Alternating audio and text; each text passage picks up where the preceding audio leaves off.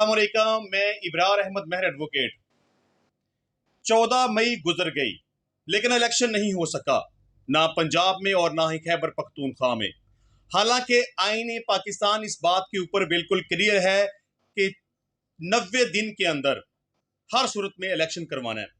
इस हवाले से सुप्रीम कोर्ट ऑफ पाकिस्तान का फैसला बहुत क्लियर, बहुत वाजे कि 90 दिन के अंदर यानी कि 14 मई को पंजाब और केपीके में इलेक्शन करवाया जाए। लेकिन आईने पाकिस्तान को भी हवा में उड़ा दिया गया, सुप्रीम कोर्ट ऑफ पाकिस्तान के फैसले को भी हवा में उड़ा दिया गया। मतलब हुकूमत को इस बात से कोई फर्क नहीं पड़ता कि सुप्रीम कोर्ट का फैसला है, इस बात से कोई फर्क नहीं पड़ता कि आईने पाकिस्तान क्या कहता है। सुप्रीम कोर्ट ऑफ पाकिस्तान के पास अल्टीमेट पावर्स मौजूद हैं। जब सुप्रीम कोर्ट कोई हुक्म जारी करती है तो उस पर अमल दरामद करना जरूरी है। अगर कोई अदारा, कोई शख्स सुप्रीम कोर्ट के हुक्म की पासदारी नहीं करेगा तो सुप्रीम कोर्ट के पास इख्तियार मौजूद है कि वो तौहीन अदालत की कार्रवाई कर सकती है। अब यहां चूंकि सुप्रीम कोर्ट ये कह चुकी है कि 14 मई को इलेक्शन होंगे और इलेक्शन नहीं हुए तो इसमें जुम्मेदार चीफ मिनिस्टर भी है पंजाब का, जुम्मेदार वजीर आजम पाकिस्तान भी है, जुम्मेदार इलेक्शन कमीशन का चेयरमैन भी है और जुम्मेदार वजीर खजाना भी है। इस हवाले से जितने भी अशखास जुम्मेदार हैं उनको सुप्रीम कोर्ट बुला सकती है, उनको शो का नोटिस जारी कर सकती है, उनको उनके ओहदे से हटा सकती है और उनको सजा दे सकती है, जेल में भेज सकती है। अब अगर दूसरी बात करें तो गवर्नमेंट ने या पीडीएम ने मिलकर ये प्लान बनाया कि हम इलेक्शन तो बर वक्त करवा नहीं सके, अब डेफिनेटली सुप्रीम कोर्ट इसके ऊपर एक्शन लेगा और नोटिस होंगे, शो काज होंगे, इसमें सस्पेंशन होगी, मुअत्तली होगी, सजाएं होंगी। तो इसको किस तरीके से फेस किया जाए? अब उन्होंने एक बहाना बना के कि सुप्रीम कोर्ट चूंकि इमरान खान को फेवर कर रही है लिहाजा सारी पीडीएम, सारी जमातें मिलके अब सुप्रीम कोर्ट के खिलाफ एहतजाज करेगी, सुप्रीम कोर्ट के बाहर धरना देगी। और पीडीएम वालों का यह कहना है कि हम उस वक्त तक धरना देंगे जब तक कि चीफ जस्टिस ऑफ पाकिस्तान अपने ओहदे से रिजाइन नहीं कर देते। अब अदालतों को ब्लैकमेल करने का सिलसिला, उनको धमकाने का, उनको थ्रेट करने का सिलसिला शुरू हो चुका है। तमाम जमातें मिलकर सुप्रीम कोर्ट के चीफ जस्टिस के खिलाफ एहतजाज करेंगी। मेरा ख्याल है कि शायद तारीख में इस तरह पहले वाकया ना हुआ हो, कम अज कम मुझे इस बारे में नहीं पता कि इस तरह की कोई सूरत बने कि तमाम सियासी जमातें मिलकर सुप्रीम कोर्ट के बाहर धरना दें, सुप्रीम कोर्ट के जजेस के खिलाफ एहतजाज करें और कहें कि हम उस वक्त तक अपना एहतजाज जारी रखेंगे, उस वक्त तक अपना धरना जारी रखेंगे जब तक कि सुप्रीम कोर्ट का चीफ जस्टिस अपने ओहदे से रिजाइन नहीं कर देता।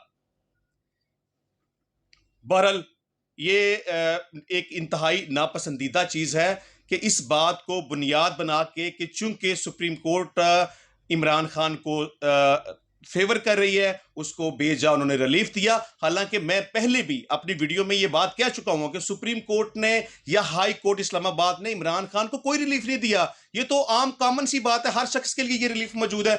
अगर किसी भी शख्स के खिलाफ कोई एफआईआर मौजूद है और वो प्री अरेस्ट बेल लेने के लिए अदालत के पास जाएगा तो अदालत उसको बेल देगी। या अगर किसी शख्स के खिलाफ कोई एफआईआर मौजूद है और वो अपने प्रोविंस के अंदर या अपने डिस्ट्रिक्ट के अंदर मौजूद नहीं है और वो चाहता है कि मैं अपनी प्रोटेक्टिव बेल करवाऊं, अपनी हिफाजती जमानत करवाऊं ताकि मैं अपने मुतलका डिस्ट्रिक्ट में जाके अपनी बेल करवा सकूं। इमरान खान साहब के पास अगर उनके खिलाफ कोई एफआईआर थी तो उन्होंने अपनी प्रोटेक्टिव बेल करवा ली है, जो कि हर शख्स का राइट है। कोई भी शख्स अपनी प्रोटेक्टिव बेल करवा सकता है। प्री अरेस्ट बेल हर शख्स का राइट है, कोई भी शख्स अपनी प्री अरेस्ट बेल करवा सकता है। अब यह कहना कि हाई कोर्ट ने इमरान खान को बेजा रिलीफ दिया है, यह बात मेरी समझ से बाहर है। मैं समझता हूं कि हाई कोर्ट का फैसला बिल्कुल दुरुस्त है। उन्होंने प्री अरेस्ट बेल दी, दुरुस्त थी, उन्होंने प्रोटेक्टिव बेल दी, दुरुस्त थी। अब दूसरी बात कर लें कि जी उसकी गिरफ्तारी को इलीगल करार दे दिया गया है। आप ये बात क्यों नहीं समझते कि जब कोई शख्स खुद को अदालत के सामने सरेंडर करता है तो इसका मतलब यह होता है कि वो अदालत के सुपुर्द करता है अपने आप को, वो अपनी बेगुनाही साबित करना चाहता है, वो शामिल तफ्तीश होना चाहता है, वो अपने आप को क्लियर करना चाहता है। इमरान खान साहब ने अगर अपने आप को अदालत के सामने सरेंडर किया, बेल लेने के लिए इस्लामाबाद हाई कोर्ट में गया, तो इस दौरान अगर उसको गुंडागर्दी और बदमाशी के साथ जबरदस्ती उसको जलील और रुसवा करते हुए गिरफ्तार करके ले गए तो ये डेफिनेटली गिरफ्तारी इलीगल है। वो तो खुद को सरेंडर करने के लिए अदालत के पास चला गया था। अब सुप्रीम कोर्ट ने इसमें क्या गलत किया है?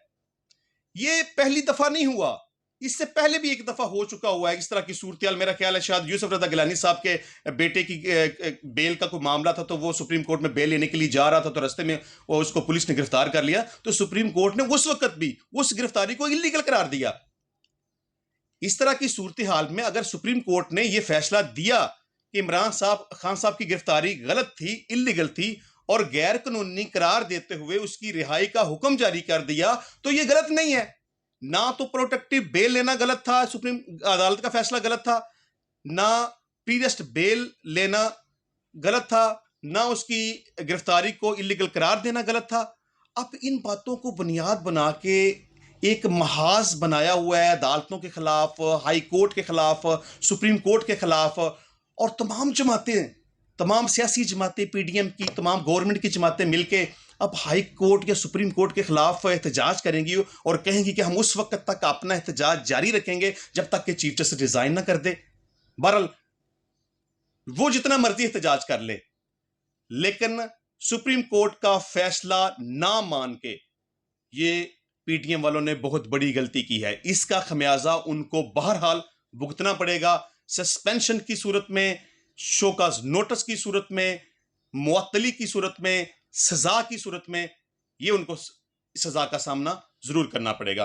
अब दूसरी तरफ आते हैं कि पाकिस्तान के जो इमरान खान साहब की गिरफ्तारी के बाद जो भी हालात हुए हैं, जिस तरह की जलाओ और गिराओ की सूरत बनी है, अमलाक को नुकसान पहुंचाया गया, बिल्डिंग्स को नुकसान पहुंचाया गया, डंडे बरसाए गए, गाड़ी को जलाया गया, इमारतों को जलाया गया, हत्ता कि शुहदा की यादगारों को जलाया गया, एम आलम के जहाज को डंडे मारे गए, उसको नुकसान पहुंचाया गया, कायदे आजम मोहम्मद अली जिन्ना साहब के घर के ऊपर हमला किया गया, फौजी तनसीबात के ऊपर हमला किया गया, प्राइवेट गाड़ियों के ऊपर हमला करके उनको जलाया गया, फौजी गाड़ियों के ऊपर हमला करके उनको डंडे मारे गए या उनको जलाया गया, रेडियो पाकिस्तान की बिल्डिंग को आग लगा दी गई, मवेशी मंडी को आग लगा के जानवरों को मार दिया गया। बहरहाल ये गुंडागर्दी और बदमाशी जिसने भी की है, उन अशखास का तल्लुक चाहे किसी भी जमात के साथ क्यों नहीं, वो मुल्क दुश्मन है, उनका मुहासबा हर सूरत में होना चाहिए। मैं इस हवाले से गवर्नमेंट को अप्रिशिएट करूंगा कि जिस तरह वजीर आजम ने कहा कि इनके खिलाफ क्रैकडाउन किया जाए और इनको 72 घंटों के अंदर गिरफ्तार करके इनको कानून के दायरे में लेके आ जाए, ये सही है। इस तरह की बदमाशी काबिल कबूल नहीं है। ये हमारा वतन है, ये हमारा मुल्क है, ये हमारा घर है। यहां पे अगर कोई बदमाशी करेगा, गुंडागर्दी करेगा, जलाओ गिराओ करेगा, तो इसको किसी सूरत भी काबिल कबूल नहीं किया जाएगा, चाहे उसका तल्लुक किसी भी सियासी जमात से क्यों ना हो। अब यहां सूरत हाल यह है कि ना तो पीटीआई वाले इस बात को कबूल करने के लिए तैयार हैं, वो कहते हैं कि जी हमारे तो ये बंदे ही नहीं थे, पता नहीं किसने ये कर दिया। गवर्नमेंट कहती है कि जी वो बंदों को पकड़ पकड़ के टीवी के सामने ला रहे हैं और वो कह रहे हैं कि जी हम पीटीआई वालों ने हमें ये कहा, हमने उनके उकसाने पे किया। अब पीटीआई वाले मौकफ लेते हैं कि जी ये पब्लिक के पता नहीं कौन लोग थे या कहां से आए थे, या ये गवर्नमेंट के अपने ही बंदे इसके अंदर शामिल थे, या पुलिस ने क्यों नहीं उनको रोका कि उन्होंने जिस तरह से बिल्डिंगों को आग लगाई या नुकसान पहुंचाया। बहरहाल व्हाटएवर, इसमें जो भी सूरत हाल है उसका तल्लुक पीटीआई से है नहीं है, मुस्लिम लीग नून से है नहीं है, एस्टेब्लिशमेंट से है नहीं है, व्हाटएवर, जो कोई भी है, जिन अशखास ने पाकिस्तान के मलाक को नुकसान पहुंचाया, जिन्होंने शुहदा की यादगार को नुकसान पहुंचाया, जिन्होंने जिन्ना हाउस को नुकसान पहुंचाया गया, जिन्होंने फौजियों के ऊपर हमला किया, जिन्होंने पुलिस ऑफिसर्स के ऊपर हमला किया, बहरहाल वो किसी भी सूरत में माफी के हकदार नहीं है। उनका प्रॉपर तरीके से क्रैकडाउन होना चाहिए और उनको जितनी जल्दी हो सके गिरफ्तार करके उनको कैफरे किरदार तक पहुंचाना चाहिए। और इसमें मैं ये भी कहूंगा कि मैं समझता हूं कि इस चीज को डिटरमिन करना चाहिए, सुप्रीम कोर्ट ऑफ पाकिस्तान को चाहिए कि इसके ऊपर एक कमीशन बनाए, इसकी एक फेयर एंड ट्रांसपेरेंट इन्वेस्टिगेशन होनी चाहिए और इस बात का पता लगाना चाहिए कि आया कि इस सारे जलाओ गिराओ, इस सारी लूट मार, इस सारे नुकसान के पीछे असल हाथ किसका है, और जिस भी शख्स का हाथ इस सारे काम के पीछे हो उसको भी कौम के सामने लाया जाए, उसके खिलाफ मुकदमात बनने चाहिए और पूरी प्रॉपर तरीके से इन्वेस्टिगेशन होने के बाद जो भी इसमें जुम्मेदारान हैं उनको करार वाकई सजा मिलनी चाहिए। इंशाल्लाह मिलेंगे नेक्स्ट टाइम नई वीडियो में नए टॉपिक के साथ। बहुत शुक्रिया।